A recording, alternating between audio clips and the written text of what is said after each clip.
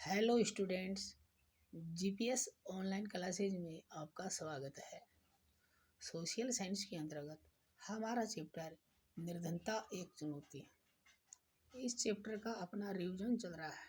ठीक है, इस चैप्टर के अंतर्गत आज अपन पढ़ेंगे निर्धनता के कारण। ये निर्धनता के प्रमुख कारण कौन कौन से हैं, इसके बारे में आज अपन अध्ययन करेंगे। तो देखिए विद्यार्थियों, भारत में निर्धनता की समस्या के अनेक कारण हैं जो निम्न प्रकार से हैं। इसमें है, देखिए, ब्रिटिश औपनिवेशिक प्रशासन द्वारा शोषण। हमको ये पता है कि भारत के ऊपर लगभग 200 वर्षों तक अंग्रेजों का शासन रहा। तो ये अंग्रेजों की ये जो दमनकारी नीति है, यहाँ का प्रशासन, यहाँ ने हमारे अनेक प्रकार के उद्योग धंधे नष्ट कर दिए। इससे लोग बेरोजगार हो गए और गरीब होते गए।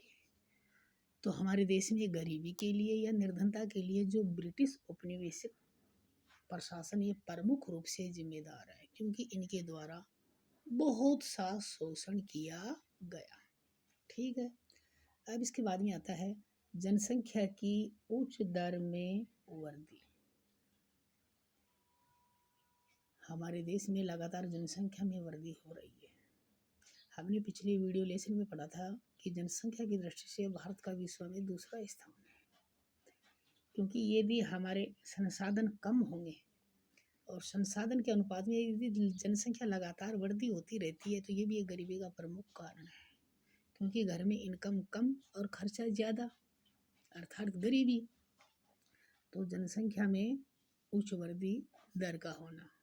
नंबर 3, रोजगार अवसरों में कमी। आज भी भारत में बेरोजगारों की दर लगातार बढ़ती जा रही है। लोगों के पास में रोजगार नहीं है। जैसे वर्तमान समय में देखिए, कोविड-19 के तहत बहुत से उद्योग धंधे जब बंद होने से लोग बेरोजगार हो गए हैं। तो ये भी इन दिनों में भी कुछ गरीबी बढ़ी है, लोग बेरोजगार होने से भी। ठीक है, अब इसके अलावा हम देखते हैं कि भारत में आय की असमानता है। गरीब है वो गरीब होते जा रहे हैं, अमीर है वो अमीर होते जा रहे हैं, क्योंकि हमारे देश में आज भी जो 20% लोग हैं उनके पास में देश की कुल आय का अथवा कुल संसाधनों का 80% भाग है इनके पास में। जो कि शेष 80% लोग हैं उनके पास में मात्र 20% संसाधन या उनकी आय या इतनी 20% ही आय है। तो ये काफ़ी असमानता है। अब इसके बाद में भूमि सुधारों की कमी। आज भी कुछ लोग जो भूमि से संबंधित कार्य कर रहे हैं, इस भूमि सुधार में आज भी कमी है। इसलिए परिश्रम अधिक और उत्पादन कम, अर्थात खर्चा ज़्यादा और खर्चा के अनुपात में इनकम कम हो रही है। ठीक है, इनके अलावा भूमि संसाधनों की कमी। यदि लगातार जनसंख्या में वृद्धि होती रहेगी तो भूमि में कमी होती रहेगी, क्योंकि भूमि का बार बार बंटवारा होता रहता है, इसलिए भूमि संसाधनों की भी कमी है। इनके अलावा हमारे यहाँ पर सामाजिक व सांस्कृतिक कारण भी ऐसे हैं जिसमें बहुत सा खर्चा किया जा रहा है। इनके अलावा आर्थिक कारण, लोगों को रोजगार न मिलना, निम्न आमदनी होना। तो ये भारत में निर्धनता के प्रमुख कारण हैं।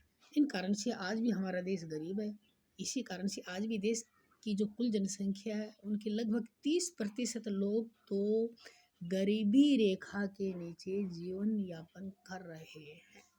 ठीक है, अब इसके बाद में देखिए, औपनिवेशिक सरकार की नीतियों ने पारंपरिक हस्तशिल्पकारी को नष्ट कर दिया। हमारे जो प्राचीन उद्योग धंधे थे, हम जो अपने हाथों से सामान बनाने थे, लघु कुटीर उद्योग धंधे थे, हस्तशिल्पकारी थी, तो ये सब औपनिवेशिक सरकार की जो नीति थी इनके कारण ये सब नष्ट हो गए हैं। जैसे उद्योगों के विकास को हतोत्साहित किया गया। ठीक है, क्योंकि हमारे देश से अंग्रेज कच्चे माल अपने देश में ले जाते और तैयार माल यहाँ बेचते थे, इसलिए वो यहाँ पर तैयार माल जो हमारा भारतीय उत्पाद था उससे सस्ते की दर से वो बेचते थे। इसलिए भारतीय उद्योगों को काफ़ी हतोत्साहित होना पड़ा। अब इसके बाद में देखिए, सिंचाई और हरित क्रांति के प्रसार से कृषि क्षेत्र में रोजगार का सर्जन हुआ है, लेकिन इनका प्रभाव भारत के कुछ राज्यों तक ही सीमित रहा।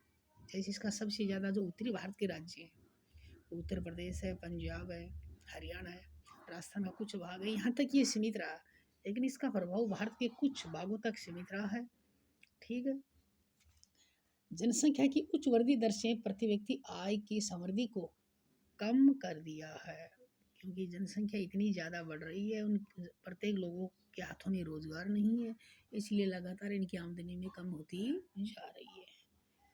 तो लोगों की जब निम्न आमदनी होगी, कम आय होगी, तो निम्न आय से निम्न जीवन स्तर बना रहता है। ठीक है। तो आज की वीडियो लेसन में हमने निर्धनता के प्रमुख कारणों का अध्ययन किया है। नेक्स्ट अगले वीडियो में। Thank you.